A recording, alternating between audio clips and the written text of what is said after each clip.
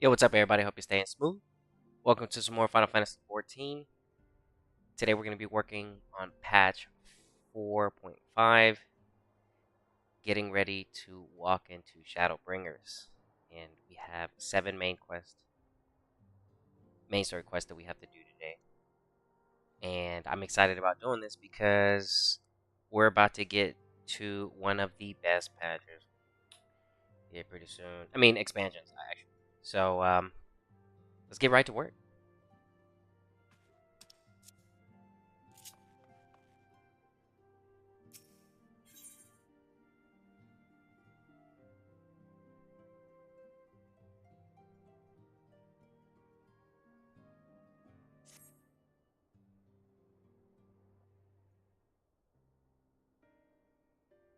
I'm glad you've come, though I'm afraid there's little in the way of good news. After you left, we reached out to both the Alchemists Guild and Stillglade Fane and attempted all manner of treatments.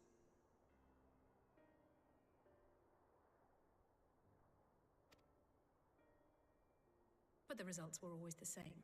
Whatever the answer is, it's not alchemy or conjuring.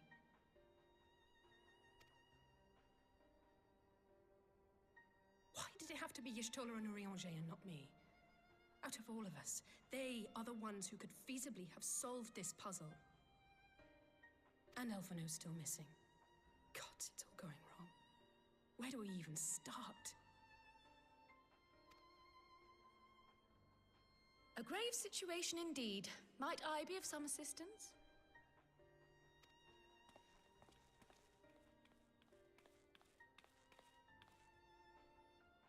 Kryl, I thought you busy delving into the mysteries of Eureka. When word reached me of the plight of our friends, I could not well stay away. As a fellow scion, not to mention your erstwhile mentor, this is one of those times you should feel free to call on me, regardless of my personal circumstances. Yes, I should have thought of that.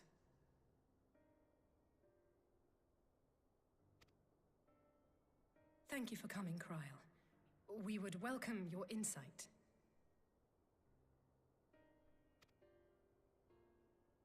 And I should be happy to provide it. Now, what's this I hear about Alphino heading into Imperial territory? That boy always did have some funny ideas. Do you remember the speech he gave when he was accepted to the Studium?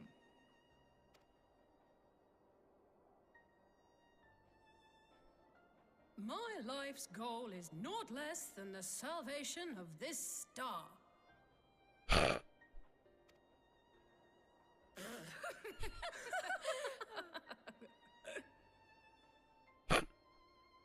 That particular grand pronouncement has been a source of great embarrassment to him, as you know. But the fact of the matter is, he meant every word and has lived his life accordingly. Yes, he remains altruistic to a fault, but I'm worried he was too fixated on his goals to see the dangers, as has happened before. You needn't be so concerned. Though his values remain the same, Alphino is not the blinkered boy he once was. Slowly but surely his eyes have been opened, thanks to a certain someone. A certain someone whom he'd be mortified to learn had heard about his little speech. Mum's the word, eh?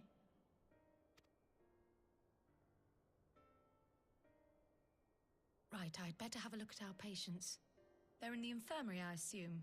I'll need absolute quiet, so it would be best if I did this alone. If you'll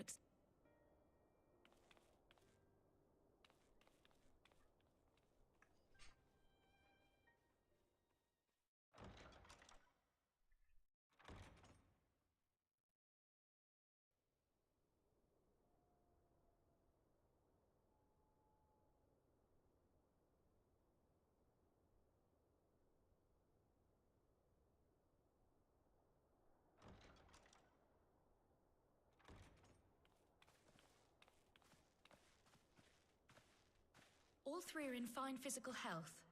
At a glance, I would say they were merely sound asleep. Except for the fact that I couldn't sense the slightest trace of them in their bodies. It's as if their souls have taken leave of their physical forms.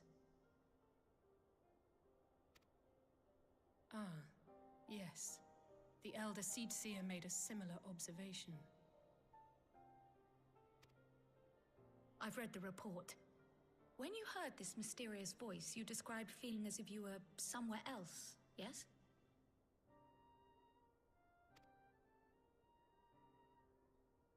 If we assume the ether which comprises your essence is being drawn to some other place, then it may be possible to follow the trail it leaves behind, just as we did in our search for Thancred.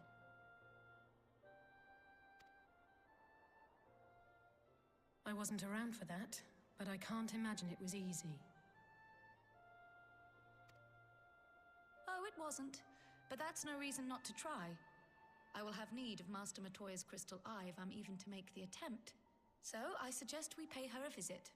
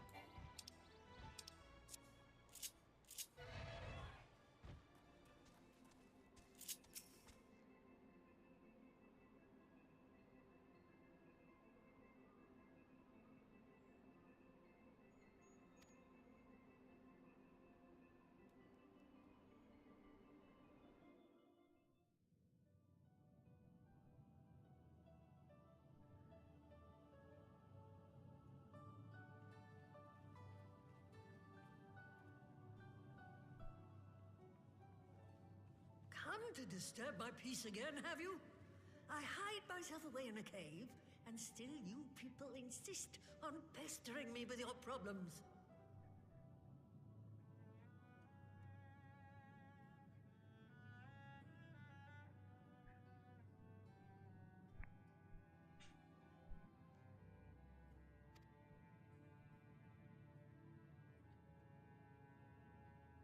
Oh, I mistook you for young what's-his-name, but I see now you're the sister.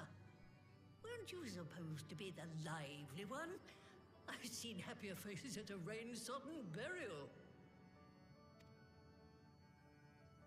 Well, I'm sorry to dash your expectations, but the situation isn't exactly conducive to gaiety.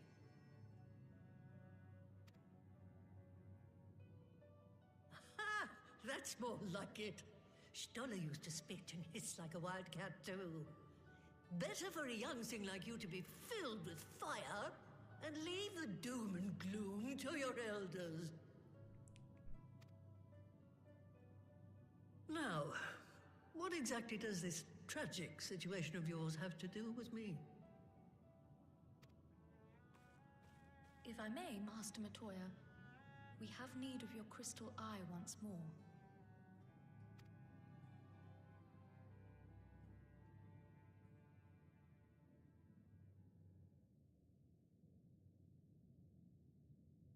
And Stoller is one of the afflicted, is she? Very well. She may be an ungrateful stray, but she's my ungrateful stray, and I'll not see her buried before I am.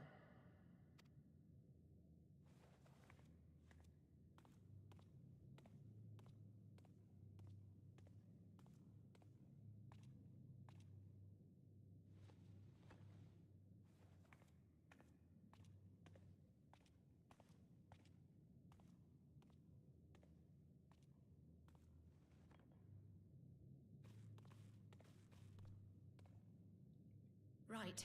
Let us see what we can see.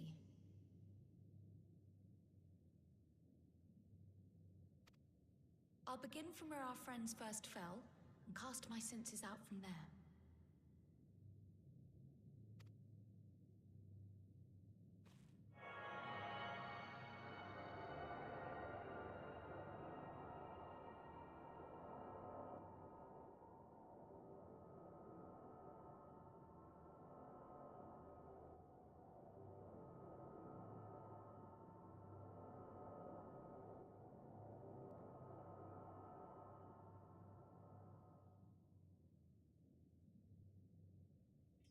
What is it? Did you find them?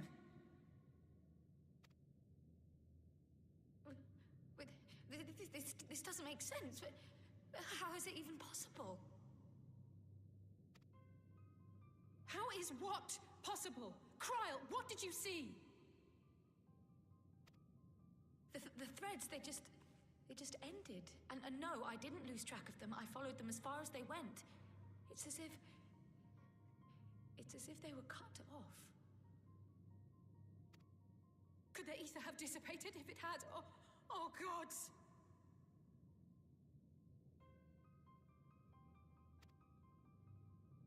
Their bodies are just husks. It's like the broodmother's daughter all over again.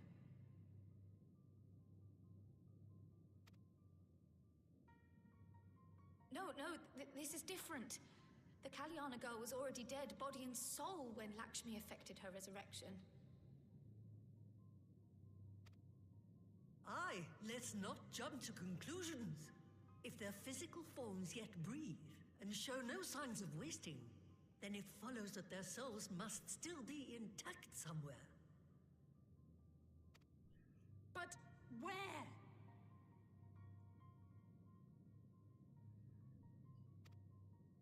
That's the question, isn't it, girl? Death has not taken them to the ethereal sea, yet there are no tracks left for us to follow.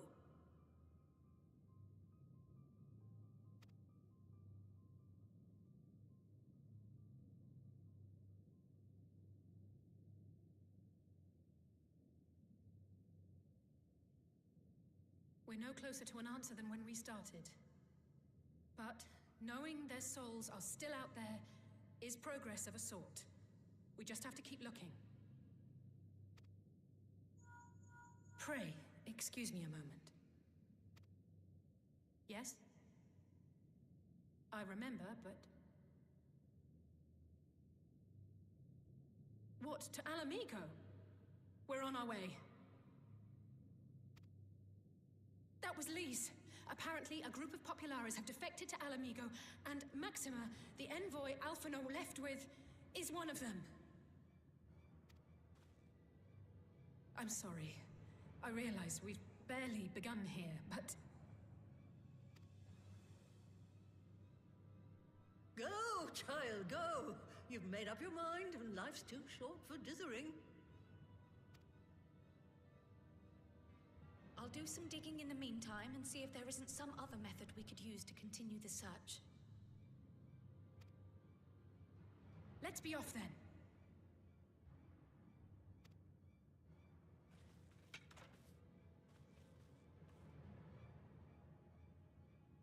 Oh, not again. The enchantment barely seems to take these days. I chalk it up to old age, but I rather doubt it's that simple.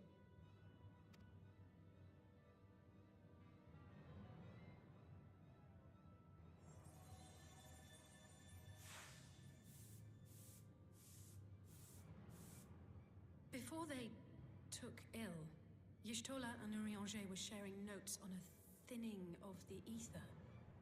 It seems to be happening all over. Does it now?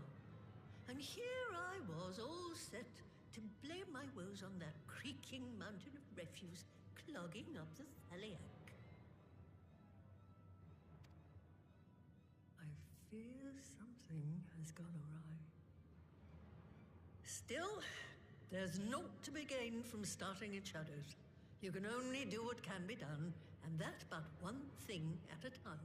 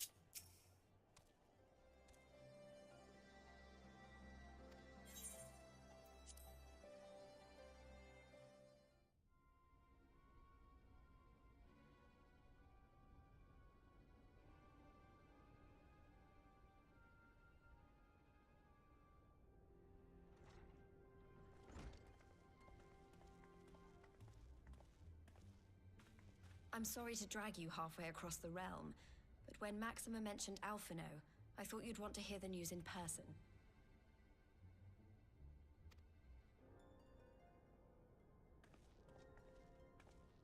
Ah, we meet again.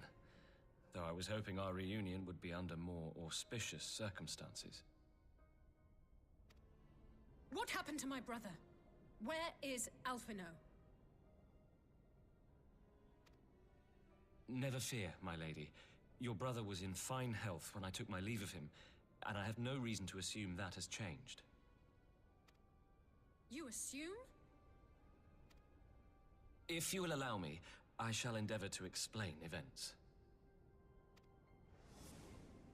Our troubles began not long after we departed Doma. While crossing the burn, we were fired upon by the Emperor's personal guard and forced to make an emergency landing.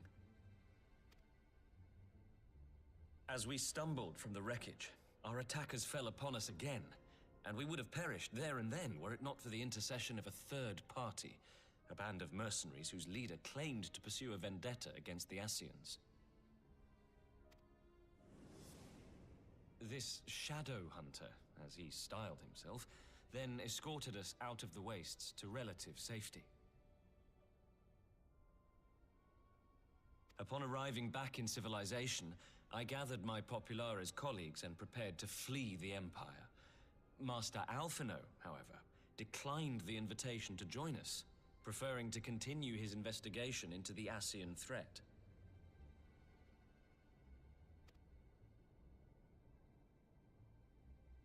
Well, at least he's not lying in a heap in the burn.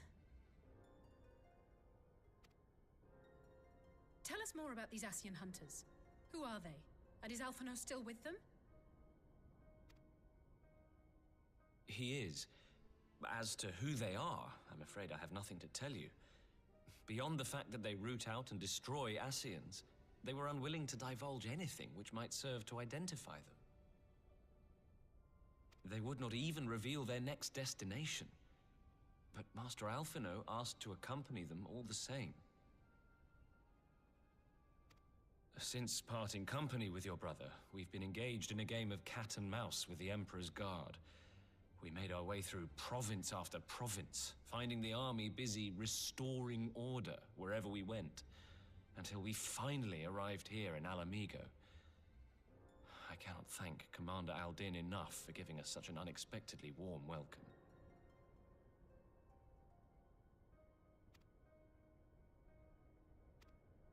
I'm not inclined to turn away refugees, no matter which land they call home. And if they can tell me how things lie in Garlemald, all the better. On that subject, there is much I would tell you. During the course of our journey, we heard tales that an entire rebel army had been slaughtered in the space of a single night. It would seem my former comrades grew tired of putting down uprisings in the conventional manner, and chose instead to bring a formidable new weapon to bear. Details were sparse, but the rumor alone was enough to dampen the flames of rebellion. I have also heard reports that several companies have withdrawn from their designated provinces and begun marching westward. It is my assessment that the Empire's forces are mobilizing for a large-scale military engagement. Westward? You mean they're getting ready to invade Alamigo? We knew this was coming, but not that it would be so soon. We've barely even begun to shore up our defenses. They won't stop an invading army. No, they won't.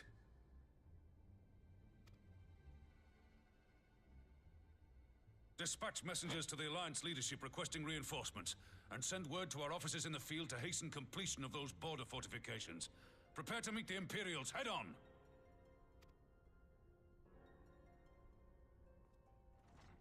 No matter how quickly we act, we still want for time. When the enemy comes into view, our best recourse will be to open negotiations with their commander, and see that the ensuing proceedings take as long as possible. Would you and Alize head to Doma and let Lord Hier know about this? I'm sure he'll want to hear about Alphino too. Consider it done. We'll send word when...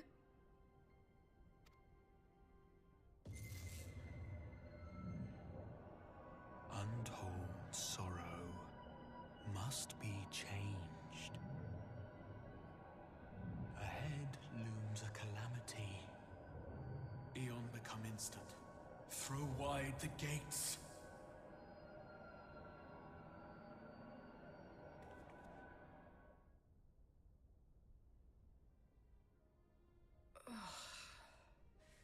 You heard it too.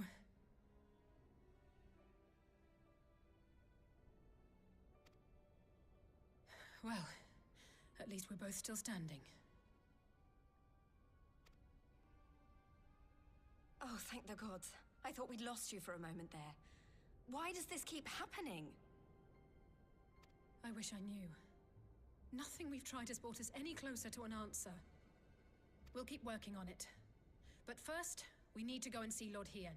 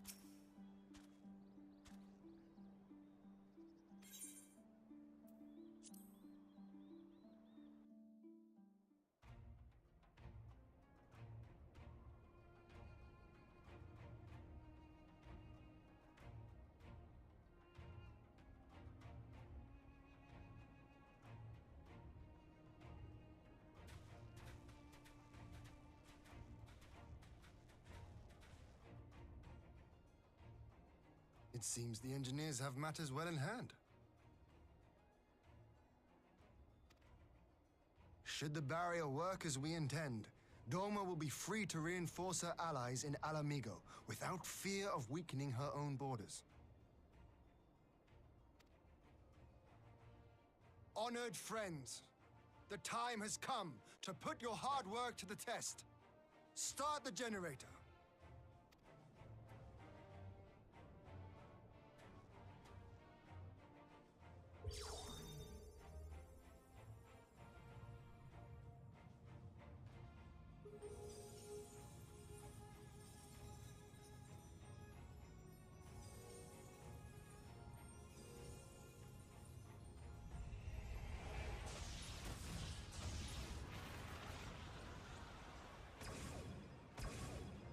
Node 1 is operational.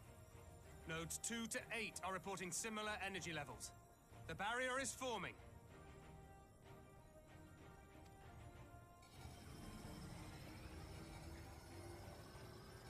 1,000 yards.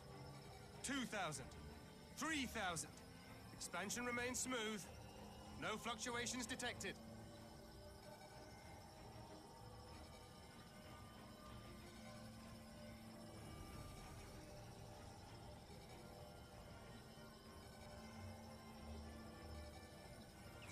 $4,000. 5,000. Target altitude reached.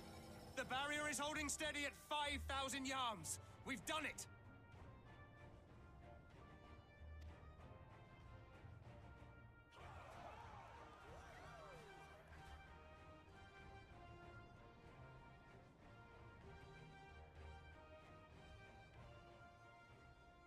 Is that an Imperial airship? Of all the rotten timing. But this is a gift, Mistress Alize. They can test our new wall for us.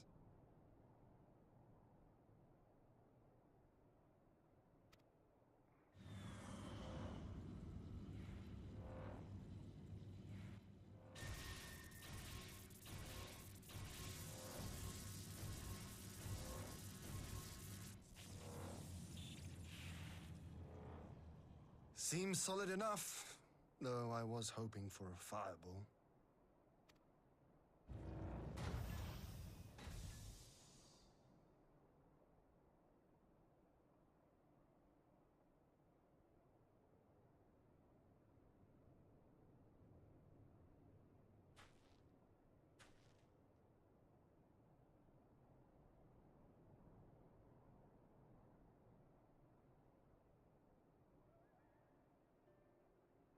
By the gods, it's Alphino.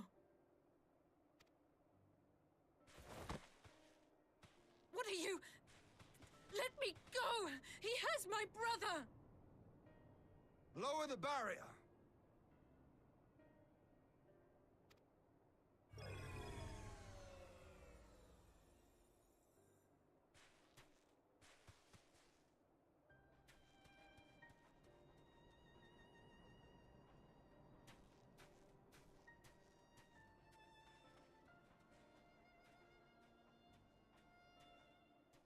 Be at ease, girl. The lad is not dead, merely locked in slumber. No, not him too.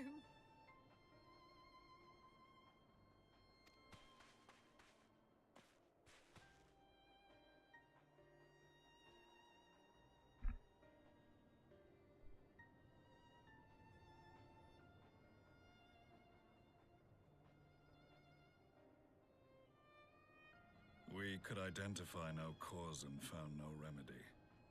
Thus I sought to return him to Doma, and into the arms of Lord Hien himself, it would seem. It is a day for fated reunions. Would you not agree, adventurer? Or should I address you as the Warrior of Light?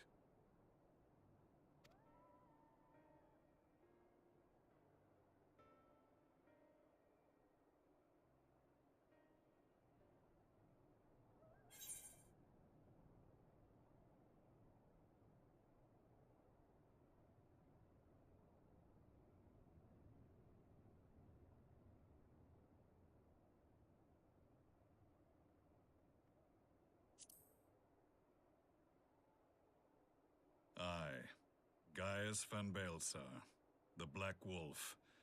That was the title I was given, one I have long since relinquished.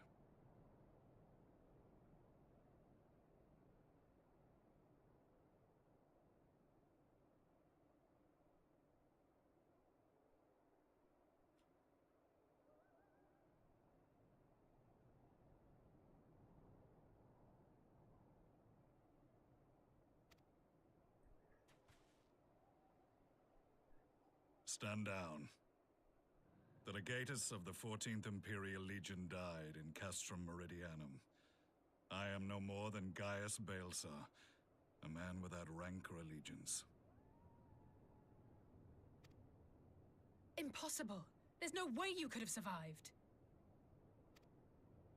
Do you remember how it unfolded?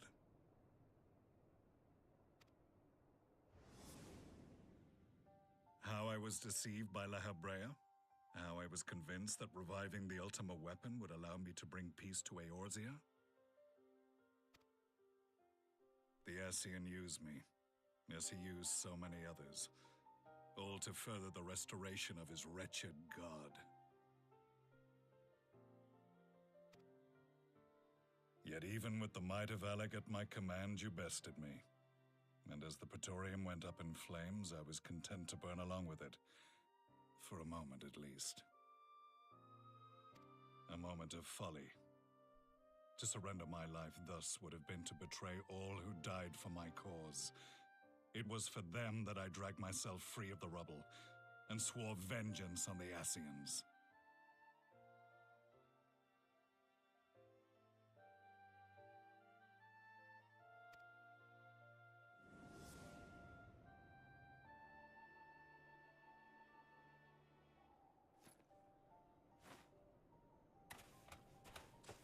The Black Wolf has shed his pelt, never to return to Garlemald or her legions. I live now only to exact revenge.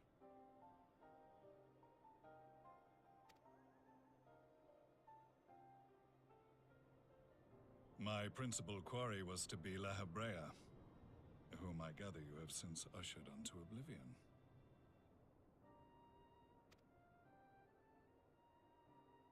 But so many more remain. Long as their kind lurked in the shadows, laboring to sow chaos throughout our world, I would see each and every one dragged into the light and put to the sword.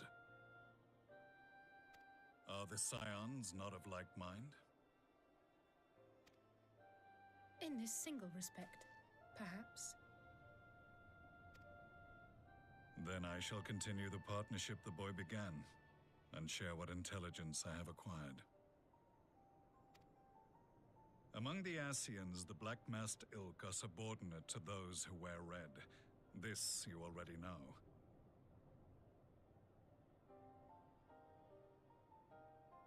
Yet among the red there exists a hierarchy. Those set adrift with the shards clearly stand below those still joined to the source. Nabriales, who once dared to intrude upon the Rising Stones, belonged to the former group, and while he was indeed a dangerous foe, his powers were inconsequential next to the paragons of the Source. The first was La Habrea, who plagues us no more.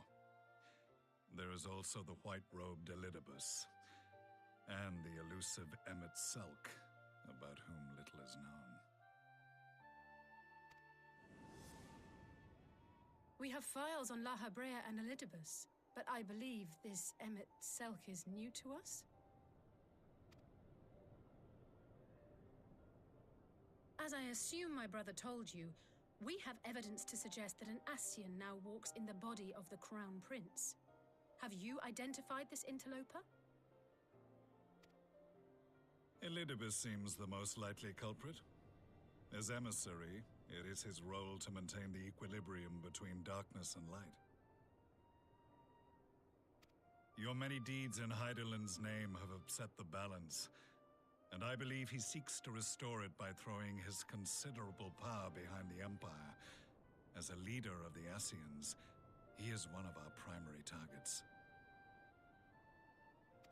It was on the trail of this very prey that the boy and I came across the scene of a failed uprising. In the absence of a single Garlean casualty, we inspected the bodies of the rebels, and the lack of any external injury drew my immediate attention.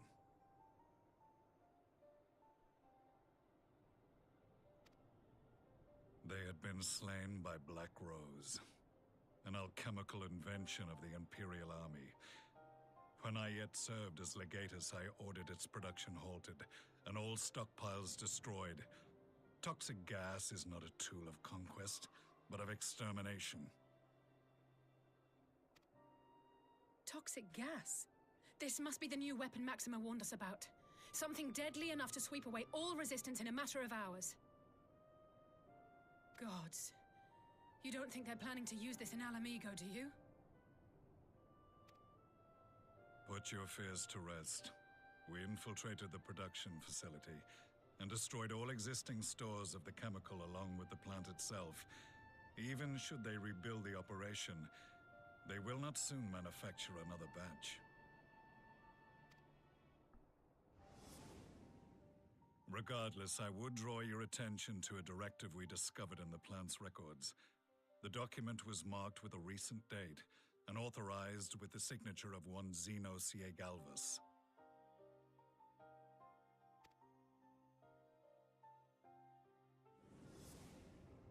A dead man signing the death warrant for thousands. 'Tis bad comedy.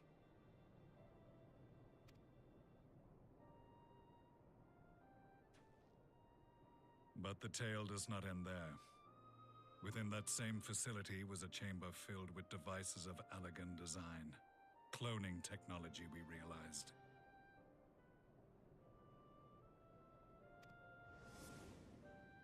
And what should we find in each and every incubator? But a young Emperor Solus.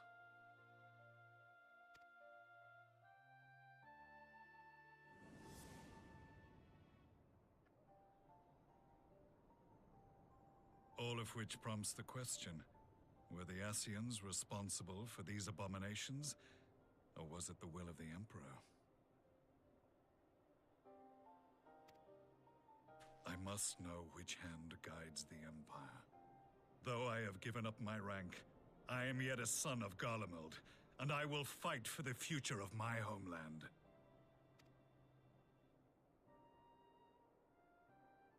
It is time I return to the hunting of shadows. We should focus on our common foe. To reopen old quarrels now would serve no purpose. You saved my brother's life, so I'm willing to let sleeping dogs lie. But in truth, it's not my decision to make.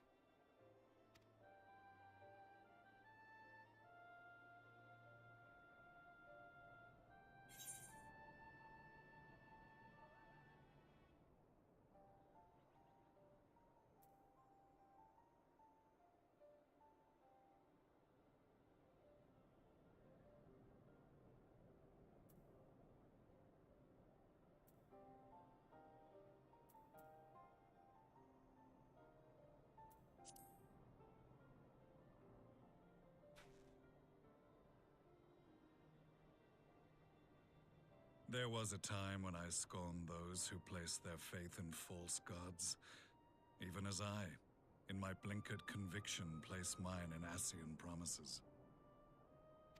Unlike yours, my strength of will and my restraint was found wanting.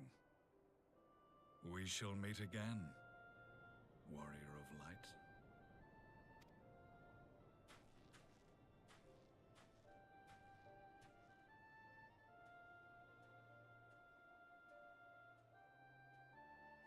So that was the infamous Black Wolf. An unexpected ally, to say the least.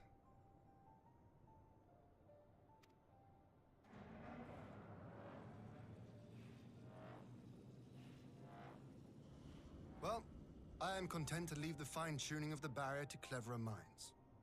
Let us bid our friends from the Ironworks farewell, and see what can be done for Alphino back in Dorma.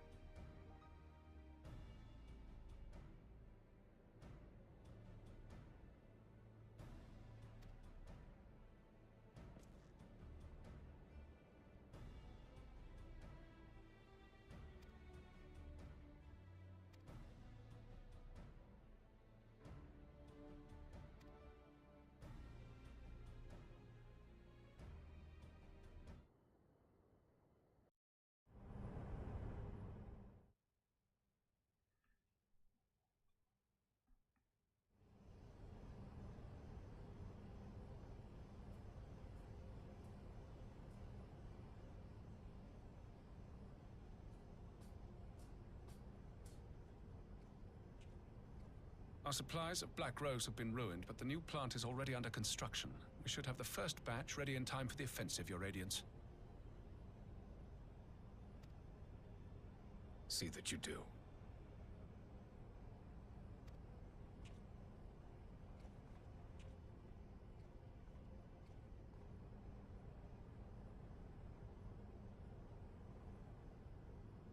Ah, yes, the infamous Black Rose. If I recall correctly, Gaius did not much care for the invention.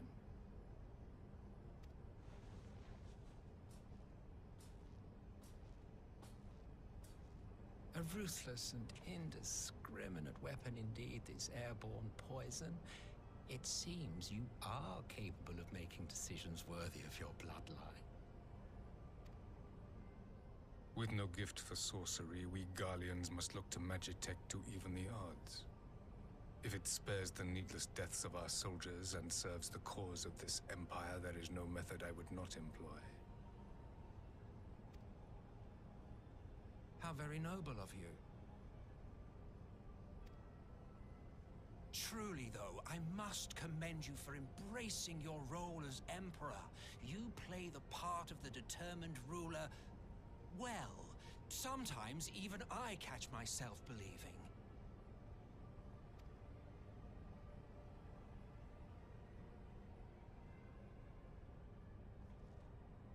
A silent agent of death. Now that I think on it, Black Rose may well possess the perfect aspect. Slowly but surely, the deluge of light has worked upon the ether here in the source, and the gas should be most susceptible to its influence. Well, I shall leave you to your own devices. Go forth and bloody the land with your grand and glorious war.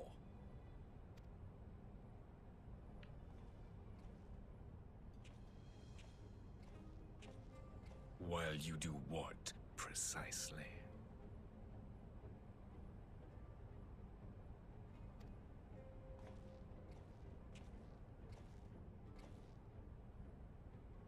Need you ask? I will be doing what all Ascians do. I am well aware that your kind exists only to usher in the next calamity. But you seem oblivious to the harm your singular agenda causes to the Empire.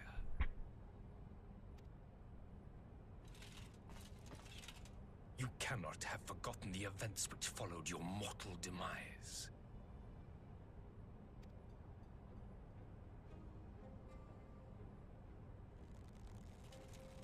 Our homeland was plunged into civil war for your failure to name a successor. The edifice you so carefully constructed was but a hair's breadth from collapse.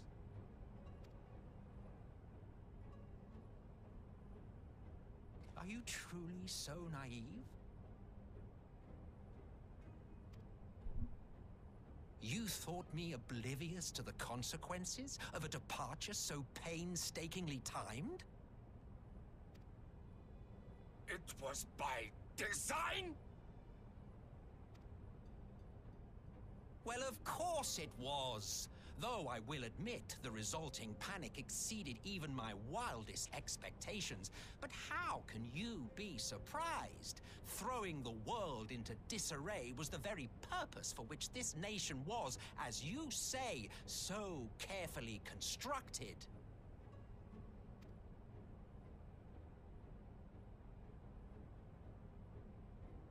Now, if you have no further questions, I must be on my way. Since we may not meet again in this lifetime, it would be remiss of me not to offer a word or two of gratitude. I really must thank you for this surplus of vessels. I can mold any host into my own image, but having bodies tailor-made for me in this fashion is so much less tiresome. You dabbled in Allagan cloning techniques, yes? It certainly is a compelling, not to mention entertaining, field of research. And of all the options available, you chose the founding father on whom to experiment. You have a twisted streak to you, Varus, like grandsire, like grandson, hey? If events play out as planned, this will become something of a family enterprise. You will be the capstone of this world, I, the anchor and shard, and together we will give the lie to this star's fraudulent existence.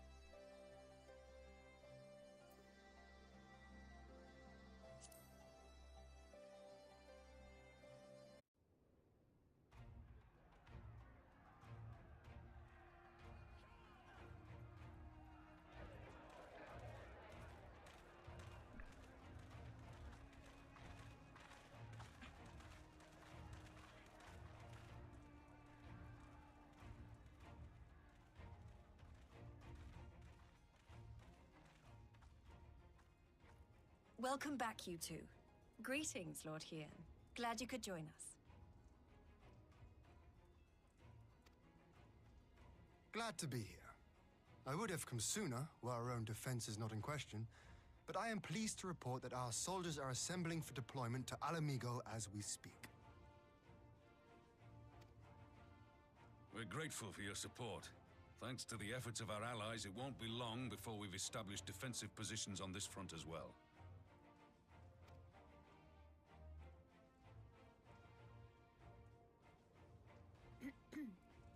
We have some good news too. Alphino has come back to us. As for the bad news...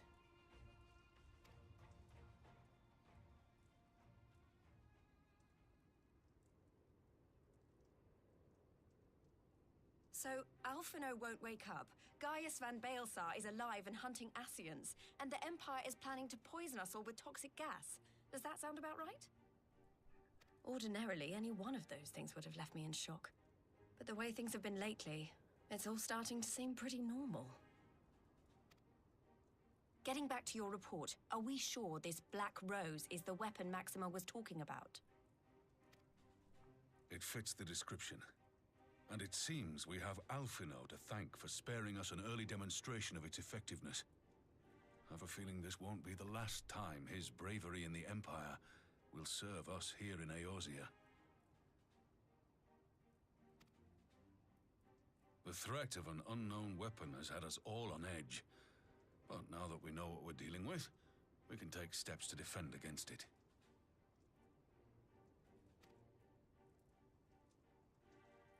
As for Gaius, I'm not sure what to think. Am I happy he's alive? Not in the slightest. Am I happy he's hunting Ascians? Aye, I'd have to say I am.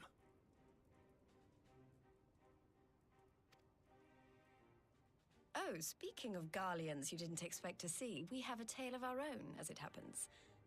When we sent envoys to the Imperial Army to request talks, they returned with the message that Varys Zos Galvus would be attending.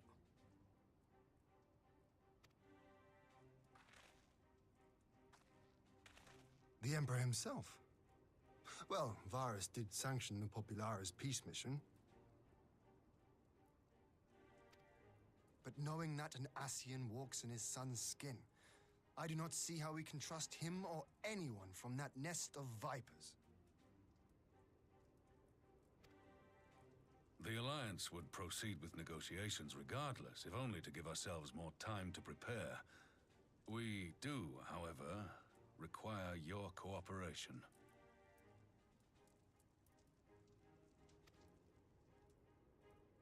Right.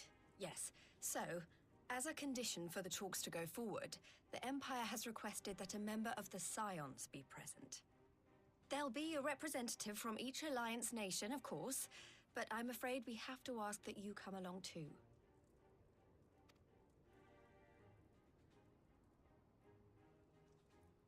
Gods, Lise, you know how much I hate politics. But then, what choice do I have? Alphino and the others aren't going to do it. Very well. I shall attend as the Scion's representative.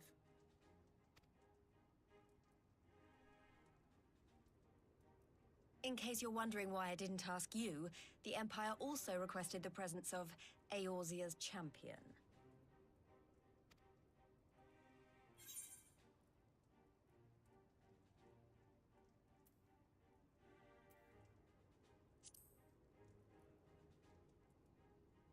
That's settled then. We don't know what Varys means to bring to the table, or why he wants you there, but having you close at hand will make all the difference.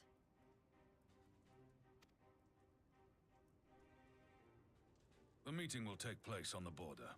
Anticipating an early assault, we mean to position the bulk of our forces nearby. The Alliance leaders should already be on their way. Once you're ready, we can head out and join them.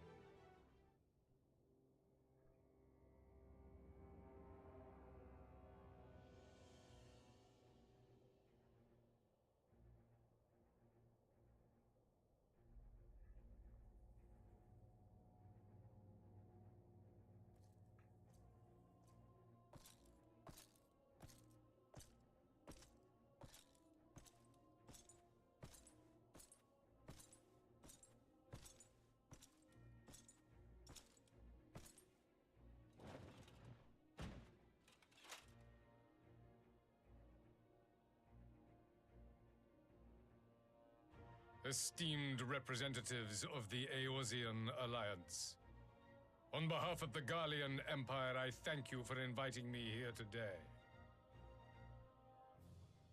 As this parley was convened at your request, I invite you to speak first.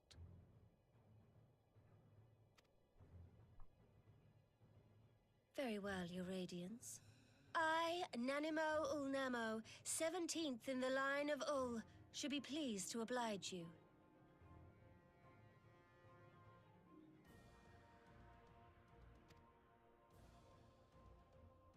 As recent events in Alamigo and Doma have made plain, the subjugation and exploitation of neighboring nations is not a sustainable policy. Should this day end in war, you may very well defeat us. but you will never extinguish the people's desire for freedom. Though it may not be in our lifetime, there will be another revolution, another war, and the cycle will continue. Doma has entered into a concord with the nations of Eorzea, a partnership wherein we recognize one another as equals. Garlemald could be afforded similar treatment. You need only set aside your ambitions and join us in paving a path towards peace.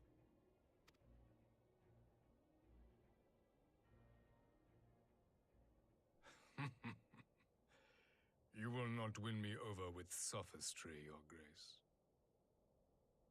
As you know only too well, this alliance lacks the strength to keep the peace within its own borders. Even now, your struggles with the Beastmen continue unabated. Divided, you sow this fertile soil with the seeds of your differences and reap naught but discord and chaos for your trouble.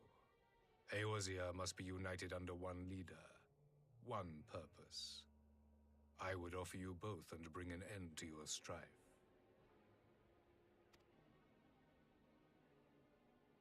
With all due respect, Your Radiance, the only thing that you offered the people of Alamigo was fear and hopelessness.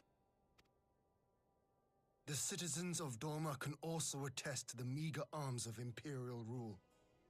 There is no purpose to be found in a life of oppression, each day more uncertain than the last. Our people are willing to die for their freedom. A great many already have, and countless more will, if we don't put an end to this madness here and now.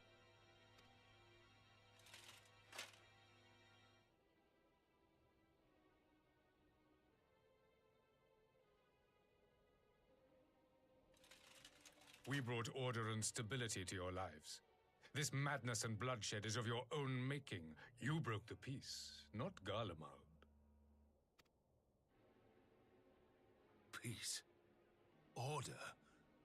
You kill our peoples, despoil our lands, take everything that is ours. And what? You expect us to lick the boot that grinds our faces into the dirt?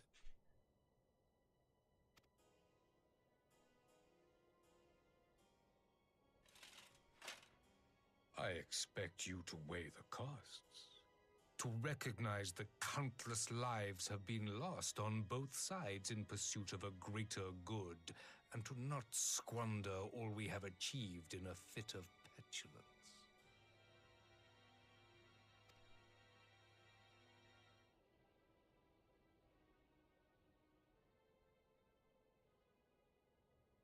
Your Radiance, I fear I can personally attest to the dangers of pursuing one's vision with such righteous fervor. For 1,000 years, the Holy See of Ishgard waged war with dragons.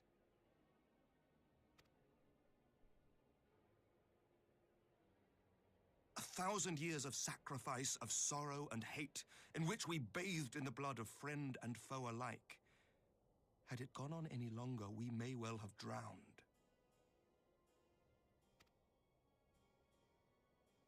Yet we have chosen to raise ourselves out of this bloody spiral, and have since made peace with our former enemy. So I understand. No doubt the dragons were more receptive to your overtures in the wake of their leader's demise.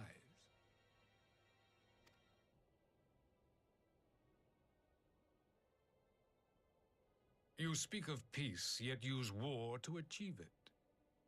Your father would not have bothered to obscure his intent with honeyed words. He understood that strength is all that matters in the end.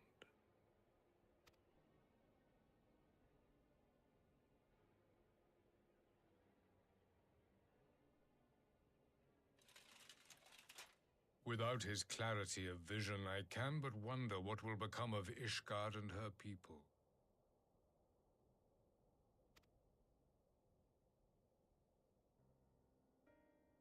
There was a time when Garlemald too lacked a leader of conviction. Weak and unable to wield magic, we were at the mercy of the strong from whom we sought refuge in the bitter cold of the north.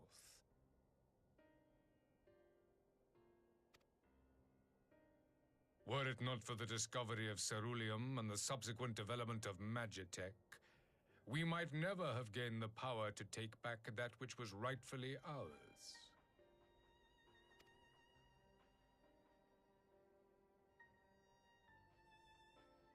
You speak as if your people were the first to have been driven from their homes. Limsa Lominsa was built by wayward souls in search of a place to call their own. On the shores of Vilbrand we found it, and from those humble beginnings did we grow and flourish. And all without robbing our neighbors of their liberty.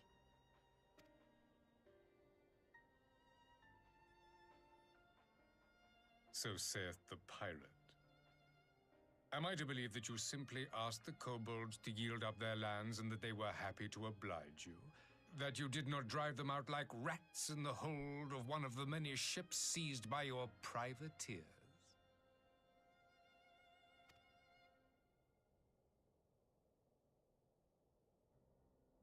I will concede that after centuries of exile, reclamation may be mistaken for invasion. Nevertheless, it is not. And those who till stolen soil have no right to object when cast out in turn.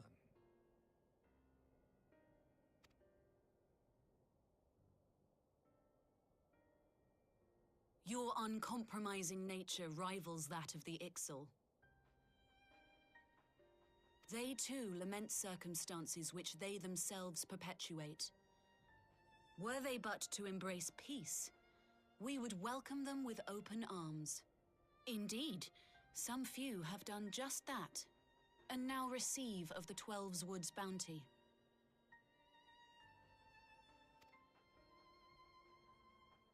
Would that your people might learn from their example.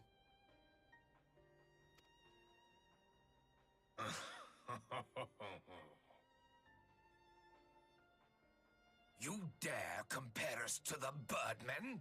You who thought to invoke the 12 and threaten all of creation?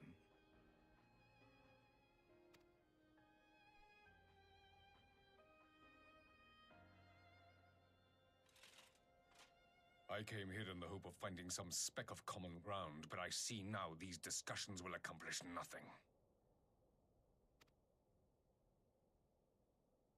Despite what you people may believe, I am not wont to choose the sword over the olive branch. 'Tis but a pity men are loath to accept one without first being shown the other.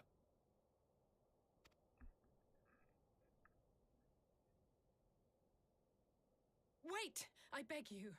This meeting was supposed to be a chance to find a way forward together, not to bemoan the missteps which brought us here.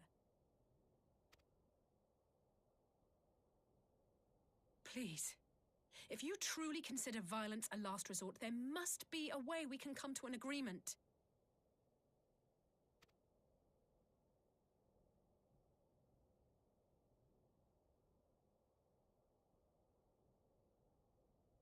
As Mistress Alize says, we did not come here to bicker over the past, but to discuss how we might strive towards a brighter future. Emperor Varys, may I suggest a short recess, that all present might compose themselves prior to beginning anew?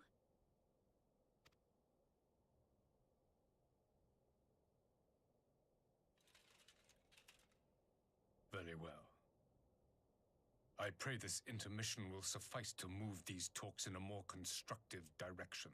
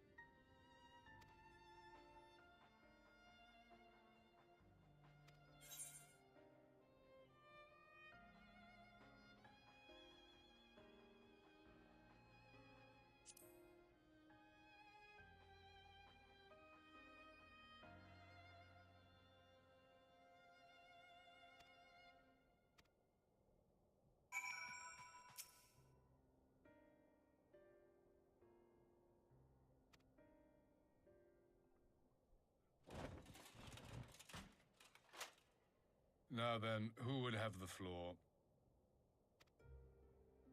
Before we resume, I wish to offer you an apology. After you graciously accepted our invitation to discuss an armistice, we have done naught but rebuke you at every opportunity. I believe I speak for all of us when I say we are deeply sorry for our discourtesy.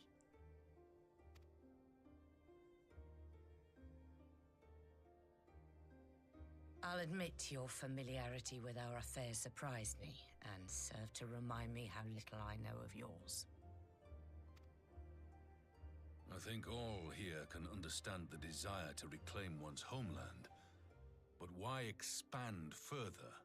That is my question. If I may, the answer can be found in the Imperial doctrine they took great pains to impart to my people. Recognizing the threat icons pose to the world, Solus Zos Galvus decreed that they were to be eradicated. To this end, he began a campaign to unite all lands under the Garlean banner. Or so we were taught. Yet the Emperor only reached the burn, the Baron said to have been laid waste by icons, after conquering all the lands that lay between. What is more, I am quite certain the practice of summoning was not nearly so widespread in the days before the Empire's founding.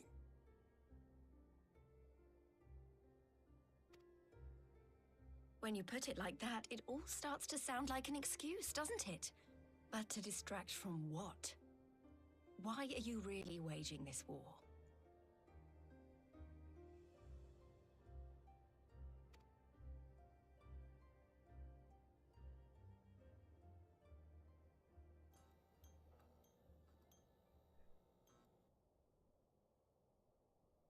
Finally, you ask the right question. I can but hope you heed mine answer, and at last accept the righteousness of our cause. My goal is this: to return the world to the way it once was, the way it was always meant to be. In doing so, mankind will be made whole once more.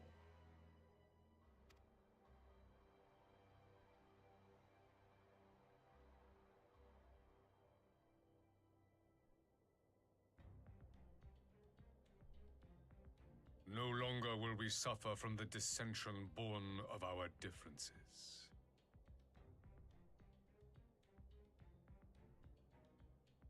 There will be but one race, a perfect race, as we were when time began. What in Rolga's name are you talking about? I am talking about the origins of this star, of the source and its 13 reflections. At the instant of the great sundering, 'twas not only the world that was shattered, but mankind itself. Thus were we divided into myriad races, each with its own unique imperfections. That is why man looks upon his neighbor and feels fear and hatred, why he wages war, why he kills his brother. You all in your own way have proven as much today. The peace you seek is but a fleeting solution to a fundamental problem. One which calls for more drastic measures. To bring about everlasting peace, our worlds must be rejoined.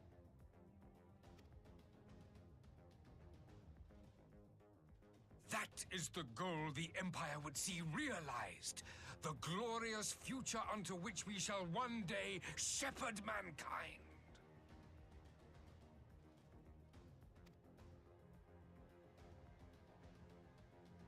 A rejoining of worlds. I have heard this tale of the Source and its reflections before. Are these not the self-same desires as the Ascians? Emperor Varys, do not trust in their words. They will lead you to your doom. My father thought to use them, but in the end he succumbed to their temptations. He embraced summoning like so many other pawns before him.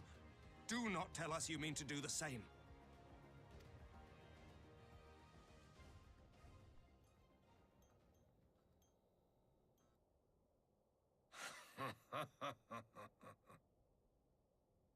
To be a pawn, free from the burden of choice, would be a blessing.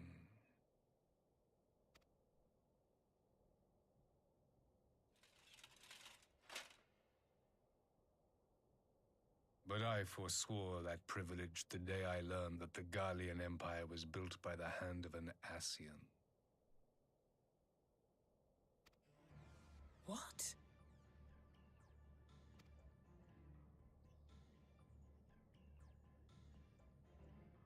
Yes. My grandsire, the former emperor, is of their number. And who better to build an empire capable of bringing about the calamitous change we desire?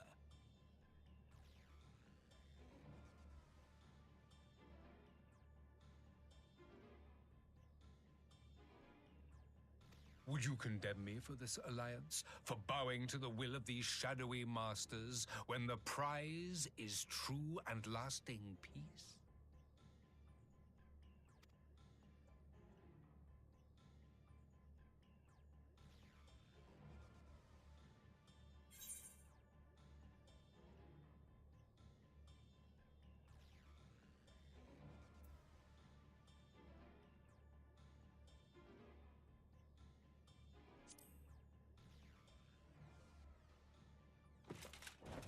I come not to conquer, but to liberate. To free man from the prison of divergence. Imagine a world united. One perfect race beneath a single standard. An army before whose might these servants of darkness and light would fly as leaves in a storm, never again to meddle in man's affairs. We would be the masters of our own fate. I bid you join me, not as subjects of Garlemald, but of a new nation. And together we shall win freedom for ourselves and generations yet unborn. You want to trigger another half-dozen calamities? You can't be serious!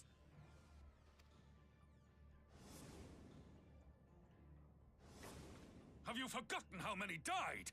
There will be no one left. Do you truly imagine we would aid you in your bloodletting? It is unthinkable, unconscionable.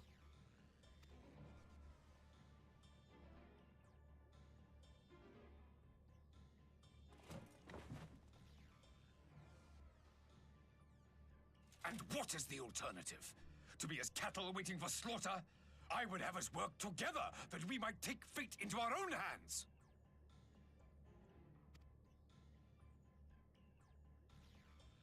Into your hands, perhaps.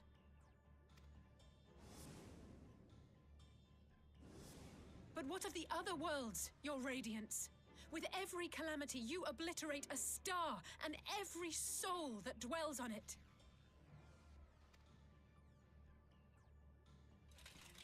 To the Ascians, we are all but tiny, momentary specks within an indifferent universe.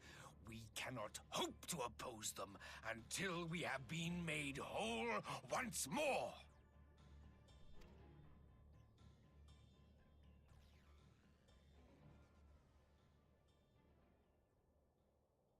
Are these truly the words of Garlemald's ruler? The flaws and foibles which you so abhor are what make us who we are. Every nation, even yours, Emperor Varys, is made whole through the combination of these imperfections, the strengths of one compensating for the weaknesses of another.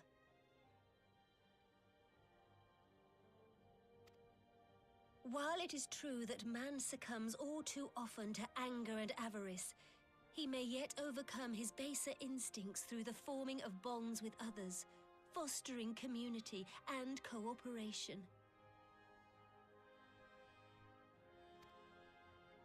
That the protector of an empire should not only reject these fundamental truths, but seek to change them at so dear a cost to life is indefensible. Such a man is not fit to govern.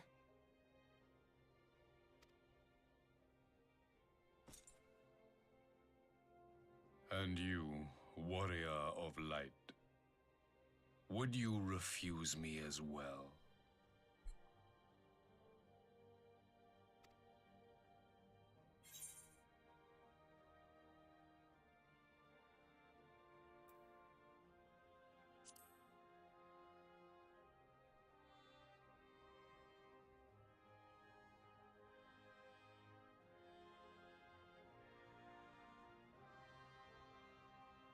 It would seem the Alliance is of one mind on this matter.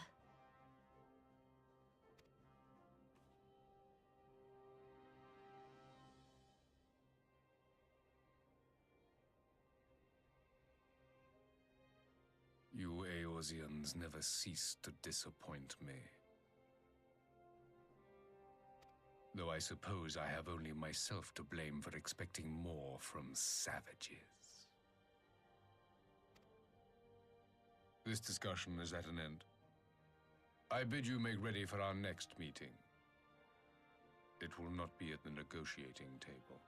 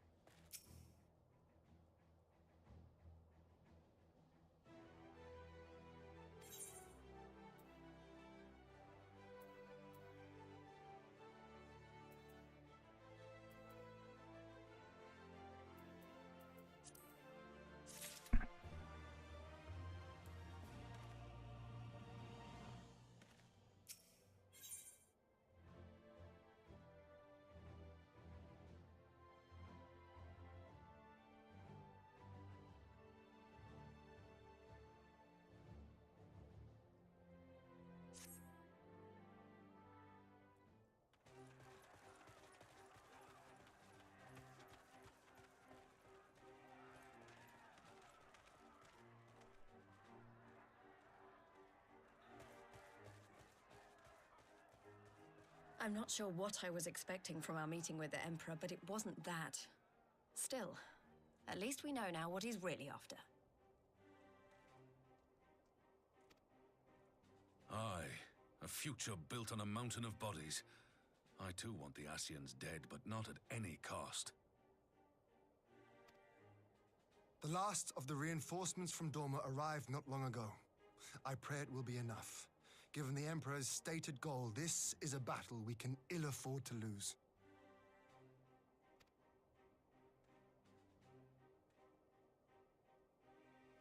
If the Gallians come in force, we may not have much say in the matter, even with our combined strength. We knew from the first that the odds would be against us. But if there is even the slightest chance of victory, we must do everything in our power to seize it.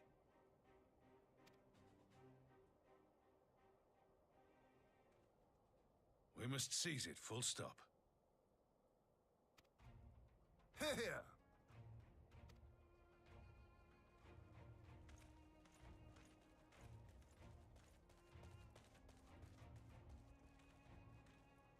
The two of you are to join an irregular unit and support the main host. I won't bother asking if you're minded to fight.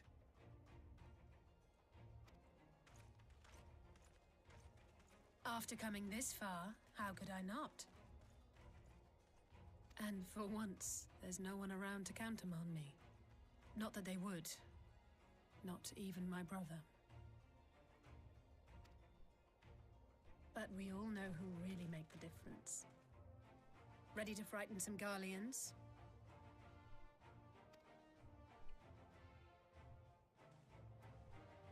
I wouldn't want to be on their side. Might I ask you to accompany the Dorman contingent? They are strangers here, and your presence would do much to raise their spirits.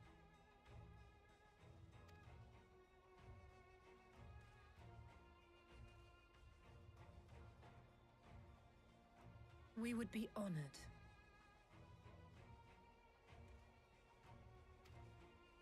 When our people stride out with you in their midst, I dare say the Eorzeans will feel an ilm taller themselves. High spirits have a way of spreading.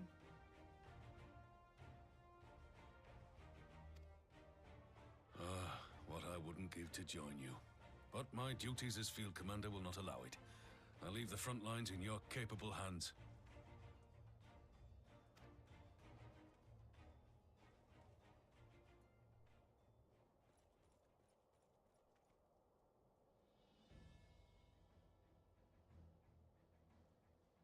Comrades, ready your arms. The hour of battle has come.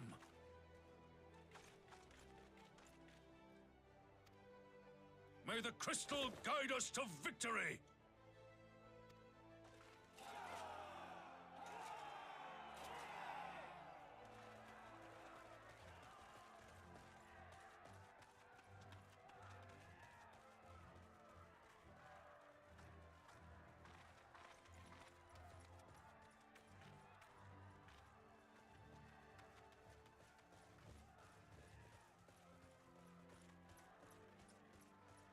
Since the others couldn't be here, we'll have to fight twice as hard. If Alphinaud wakes to find the Imperials have won, I shall never hear the end of it. It's strange. I thought I would be terrified when the fighting started. I should be terrified. But with you at our side, I can't help feeling everything is going to be all right.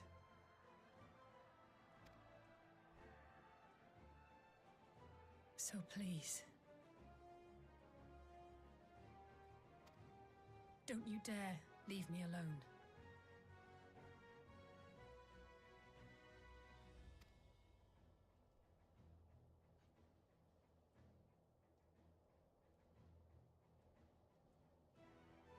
No matter what happens, we have to survive together.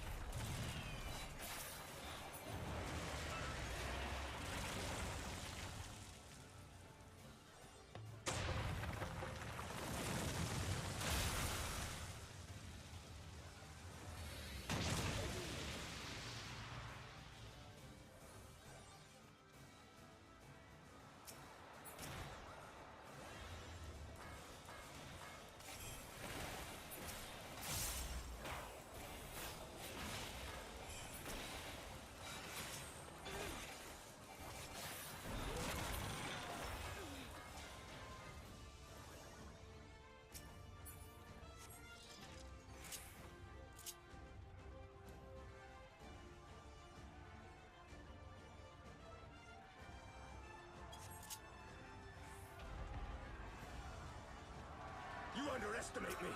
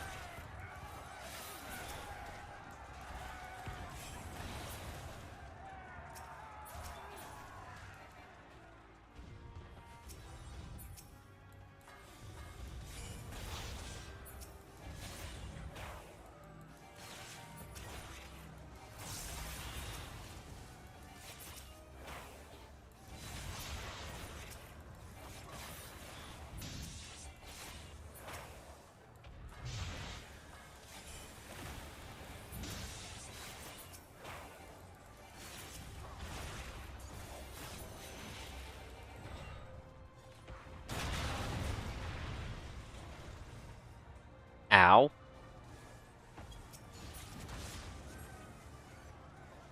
Yo, did I just pick up a Savage Materia? What? Holy cow, I just picked that up.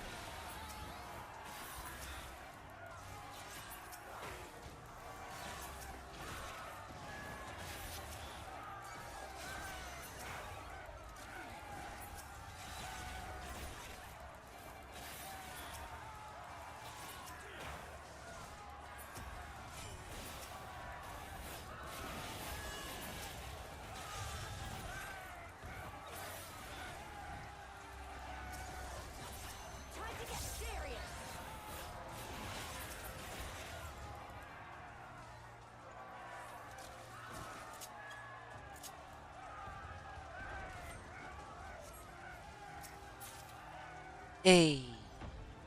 I'm getting materia. I'm gonna keep opening those. I'm getting materia from those. Just random materia. Oh.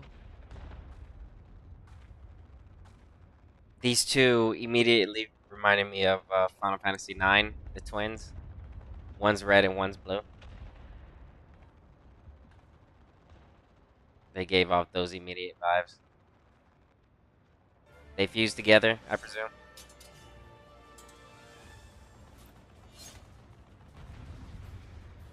If not, that would have been cool if they did.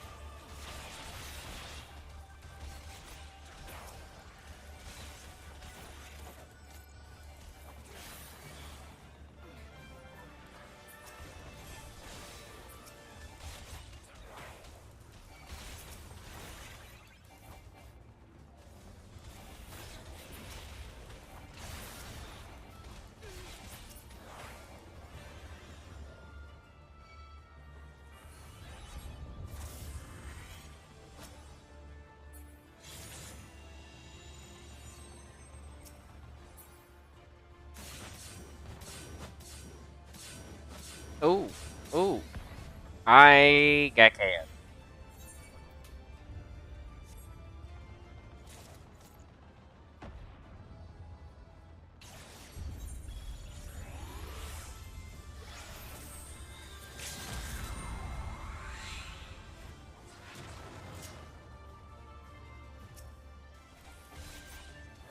Oh no.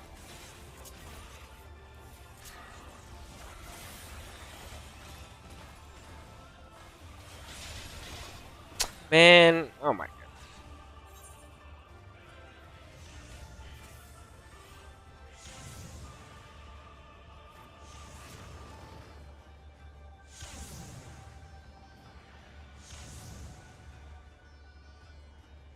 I got unlucky. I got super unlucky and bomb just blew up as I was trying to heal. I popped my bloodbath too so I can try to heal and that was just a second too late.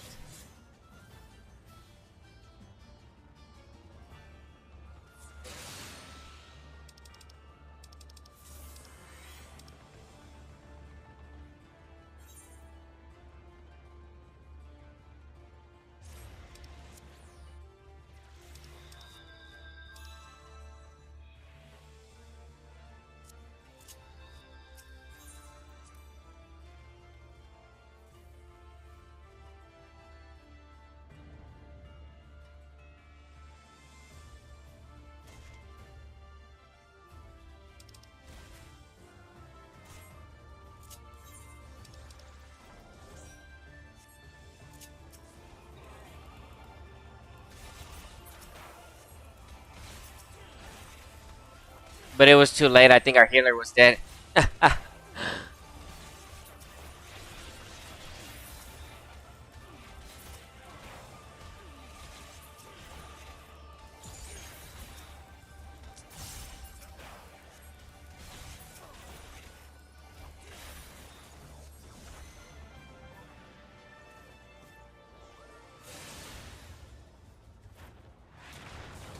Bruh. How? Oh my gosh, dude. Barely got me. Yeah, I'm getting a little unlucky. That was just super unlucky right there.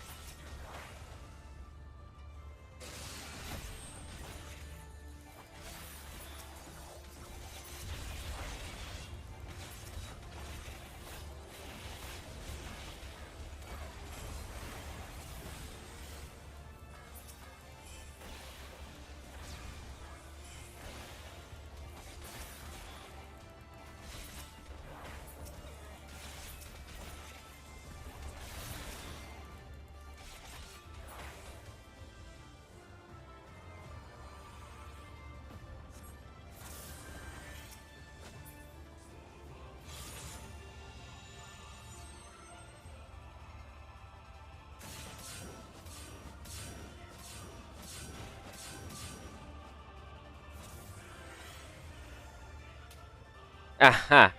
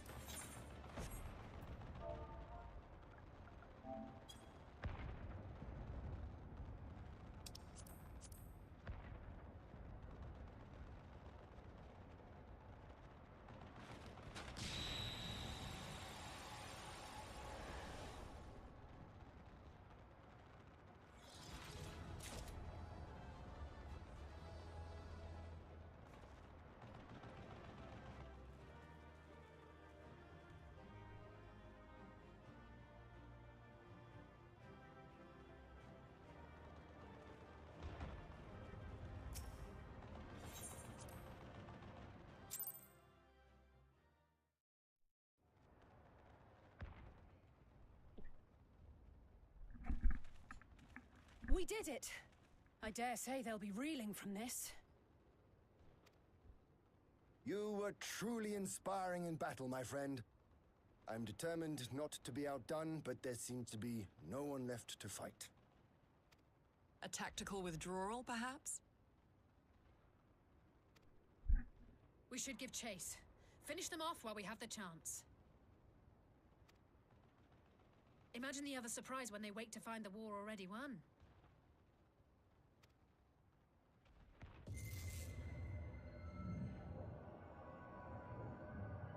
The light will expunge all life. Only you can forestall the calamity. Throw wide the gates. No! No! No! Not like...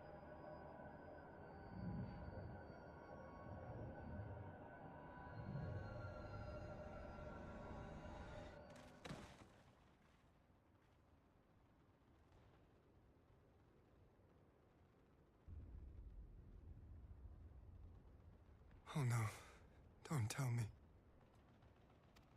Are you all right?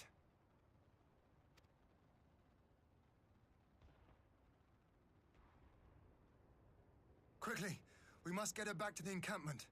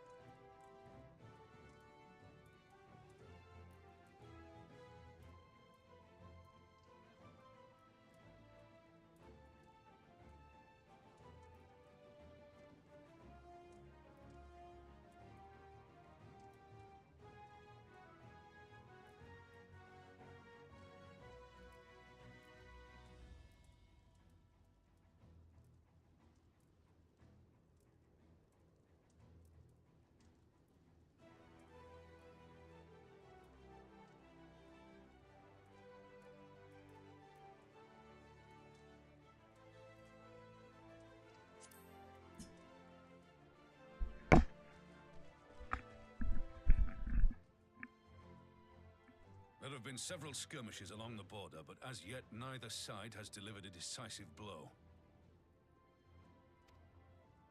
We had long assumed that the Garleans would overwhelm us in a straight fight, but we seem to be gaining ground, albeit slowly. As to why that might be, the most likely explanation is that they have yet to commit all their forces.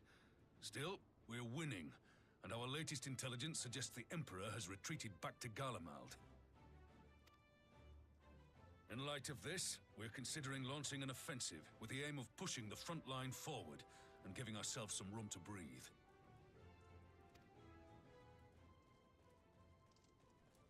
Commander! The Imperials! They've broken through our defenses to the east. What?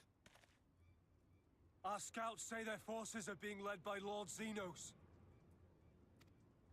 Lord Hien and Commander Hext have taken their troops to provide support, but we don't know how long they can hold out. So, they've been biding their time, waiting for his arrival, have they? Very well. Send word to our allies, requesting reinforcements for the front line.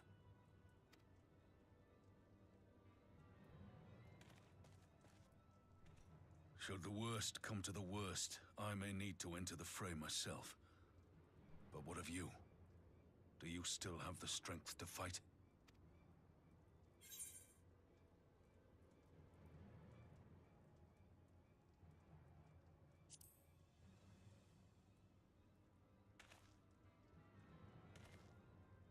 Much obliged. Given the choice, I'd take you over 100 soldiers.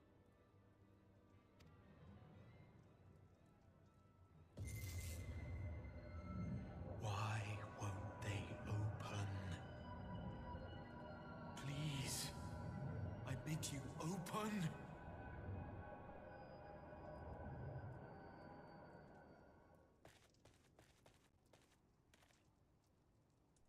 What's wrong? Is it the voice again? Are you sure you're in a fit state to do this?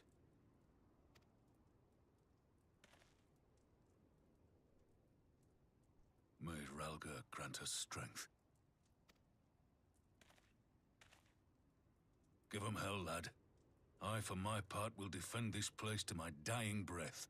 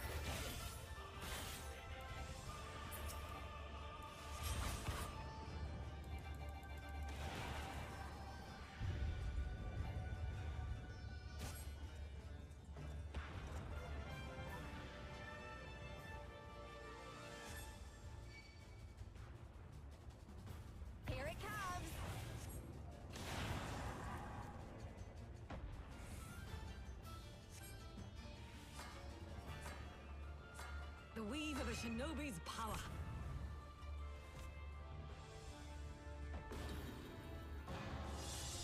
The art of my forebears.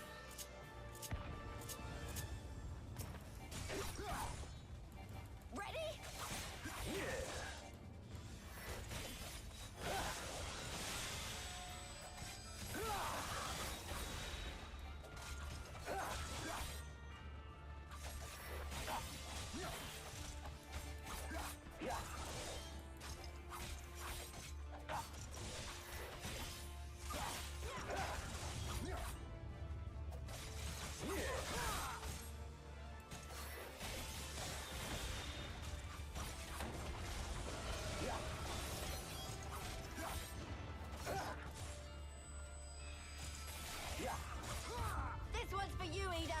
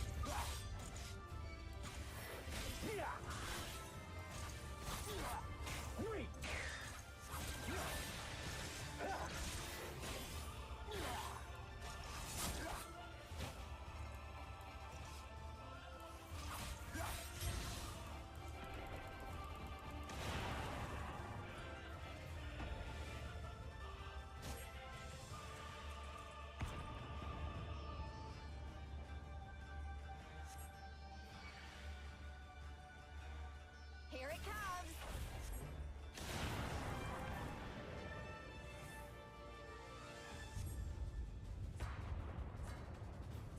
The weave of a shinobi's power.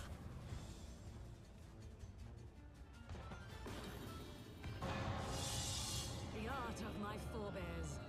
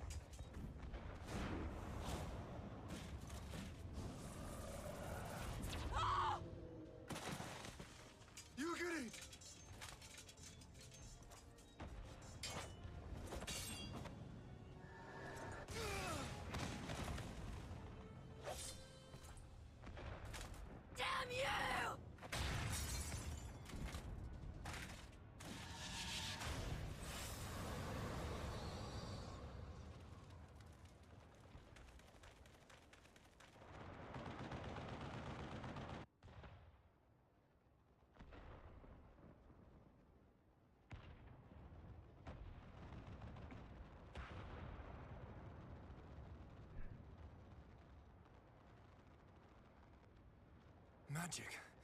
With a Garlean body? That's hardly fair.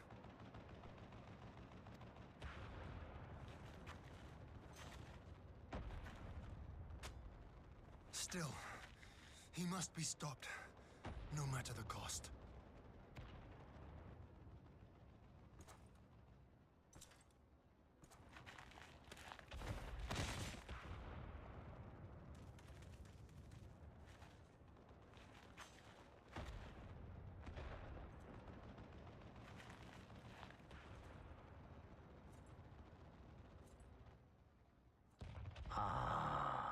Bringer of light. It has been too long.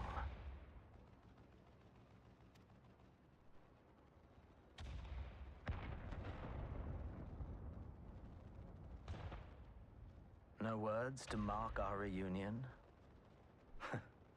So be it.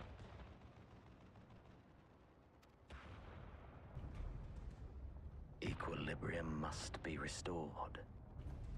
And only your death will redress the balance.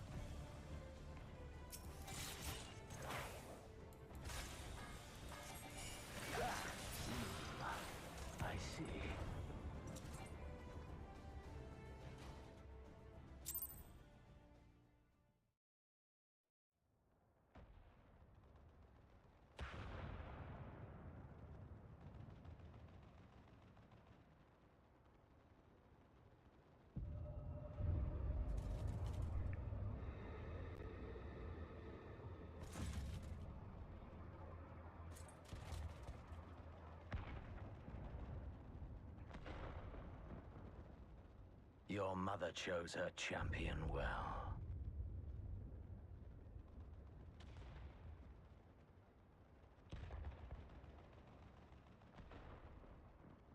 Yet, for all your strength, you will still fail.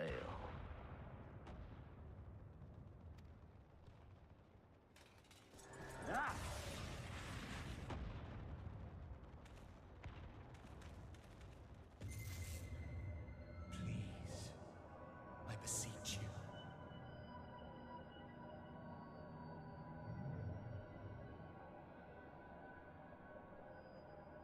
Ah, someone calls to you. Too late, alas.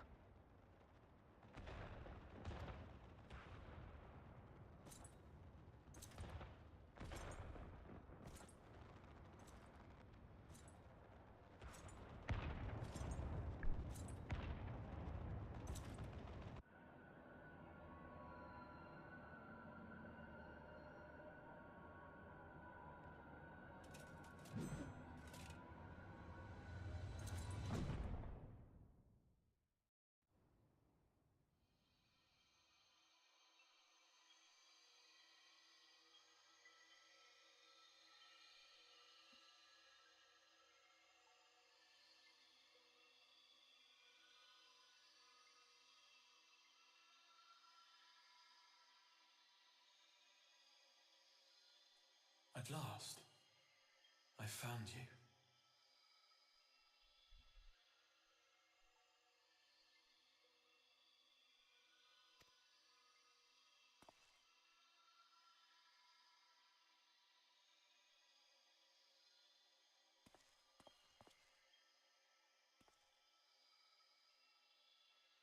Please, there's no cause for alarm.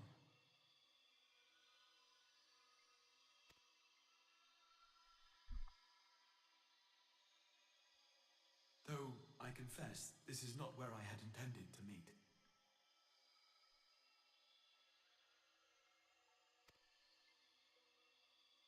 But the place of our meeting is of no consequence, like the war you wage. Win or lose, the path you walk leads only to oblivion. The better path leads you here, to me. I have need of your strength.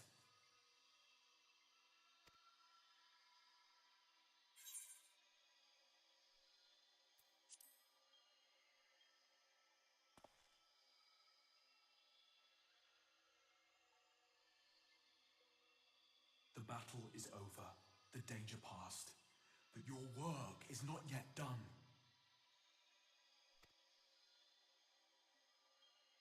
Go to the Crystal Tower. I have left something for you near its base. It will serve as a beacon of sorts, one which I pray will help you on your journey. All you need do is find it. I will take care of the rest.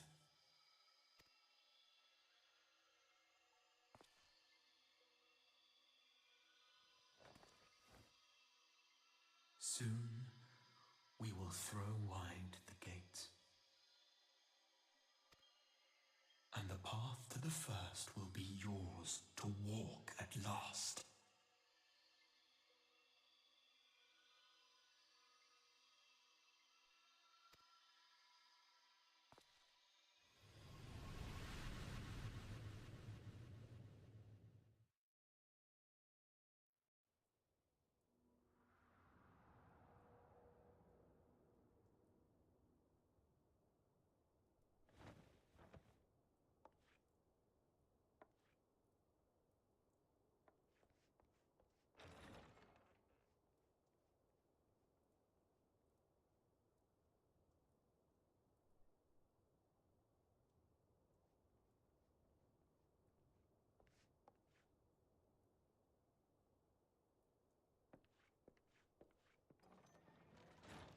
You're awake.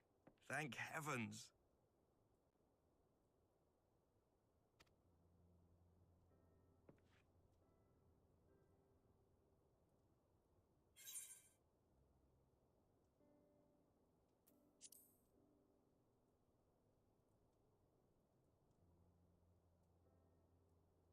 I see you recall that much, at least.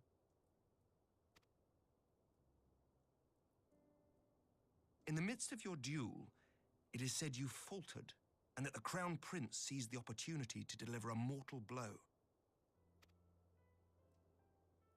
Yet before his blade could find its mark, he was distracted by the arrival of a second adversary who bore you away from the battlefield and into the hands of our chirurgeons.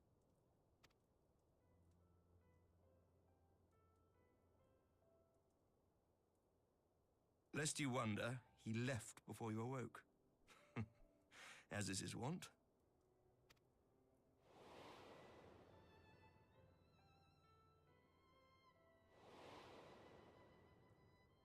Estinian never was one for emotional farewells.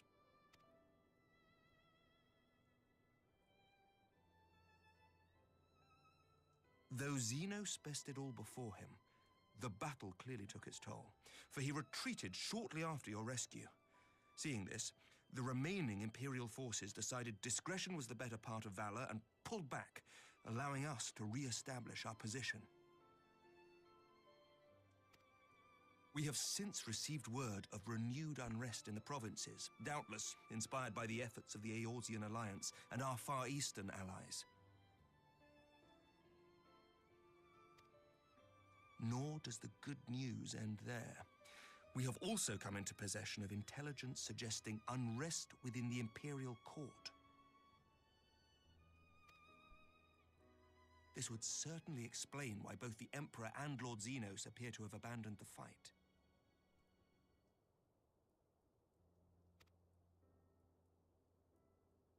A long-awaited ray of hope in these dark times.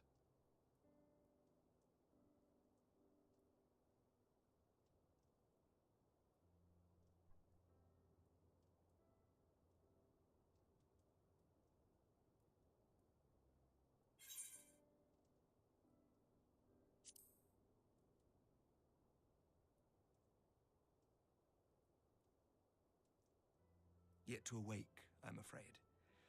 But please, concentrate on your own recovery for now. You have carried the hopes of some half-dozen nations, and we are all eternally grateful for your efforts. But no one is without their limits, not even you. Leave this fight to us, my friend. You have earned your rest.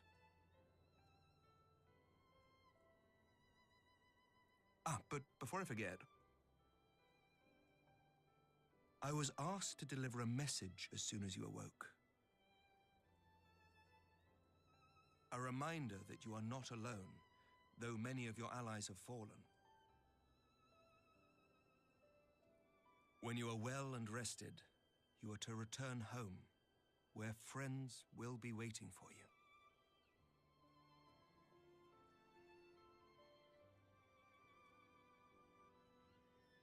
Now, if you will excuse me, I must return to the front.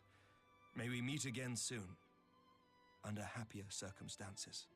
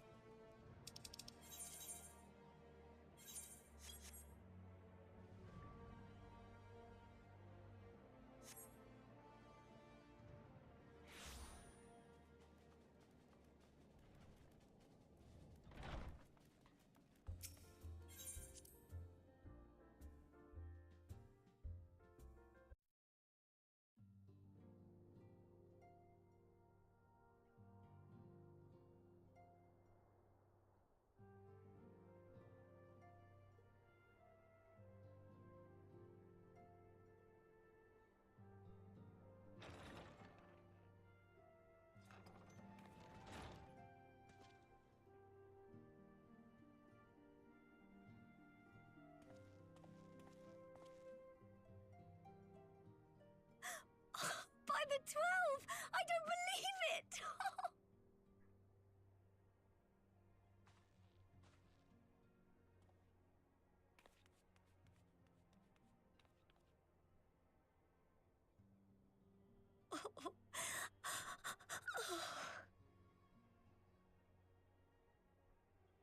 I rushed back as soon as I could. I swear, my heart nearly stopped when I heard you'd collapse like the others. What in heaven's name is going on?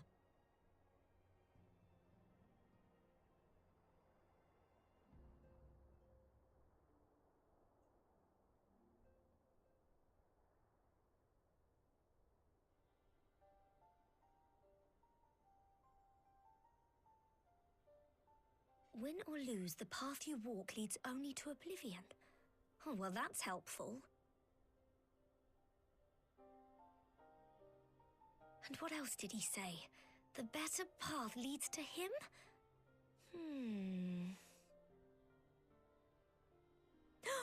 If his is the voice you've all been hearing, perhaps the others are with him. Sir Emmerich said the fighting had reached a stalemate, didn't he? But if that monster masquerading as Xenos comes back... Thancred, Yestola, Urianger, Alphano, Alize. You're going to need all of them on your side to defeat him. And I forbid you from going to face him on your own, do you hear me?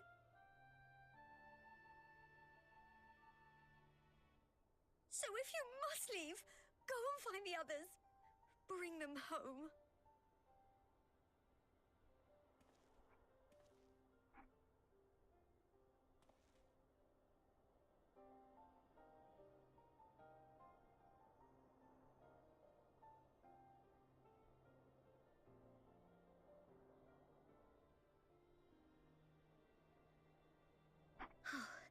As for where to start, you said the stranger had left a beacon for you at the Crystal Tower, right? But how are you to find it, now that the tower has been sealed shut?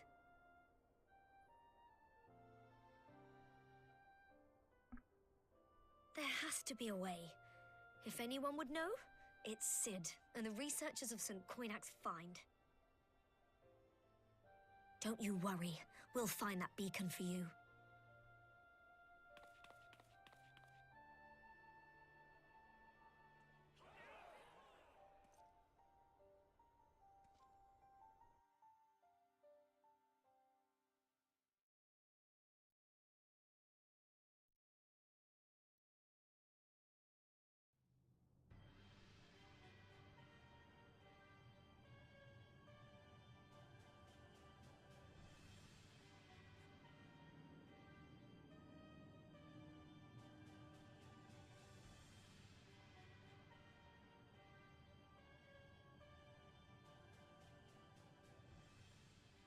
I pray you have good reason for abandoning the front. How could I remain there while the rumor that my son is possessed by a demon spreads like a sickness here at home? I will not be made to fight for the throne a second time. But what of you? Did you not tell me you would destroy Eorzea's champion with the ease that one might swat a fly?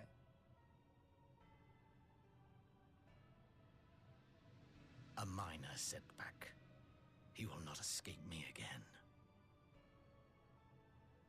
Where is your grandsire? I would have words with him. How should I know? Do you hide from each other's sight as well? I imagine he's doing what all Ascians do.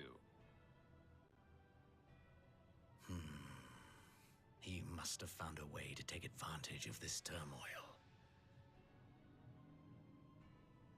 Men are not pawns to be played with, Ascian.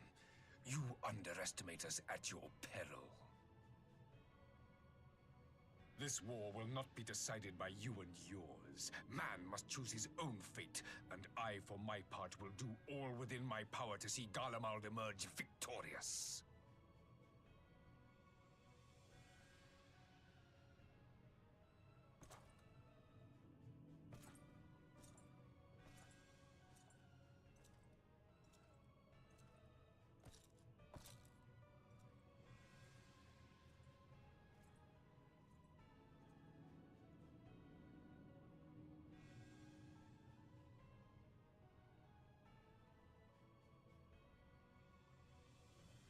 Pray forgive the intrusion, Your Radiance, but the requested preparations are now complete. We stand ready to begin production of Black Rose upon your order.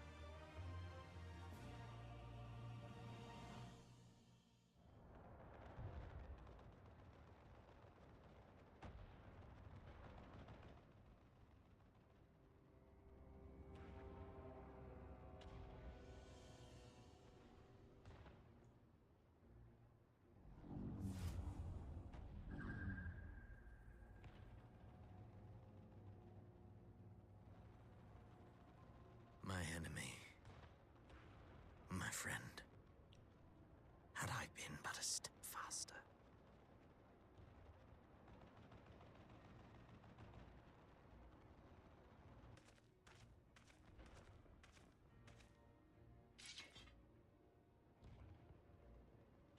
Bloody savages!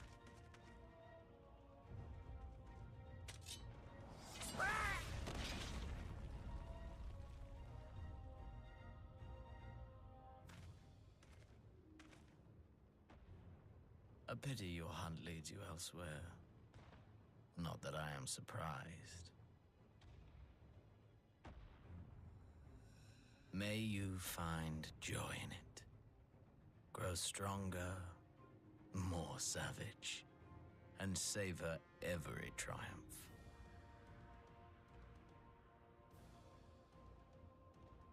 In the meantime, I will reclaim that which is rightfully mine.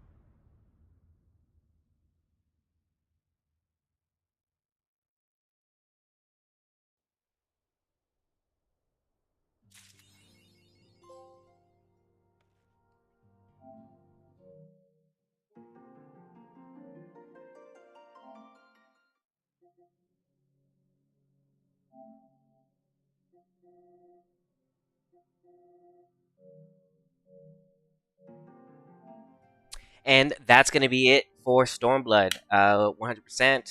Got all that done. And the next stream is going to be the first quest to Shadowbringers. So I had fun playing up into this. I'm glad that I'm finally done with post Stormblood.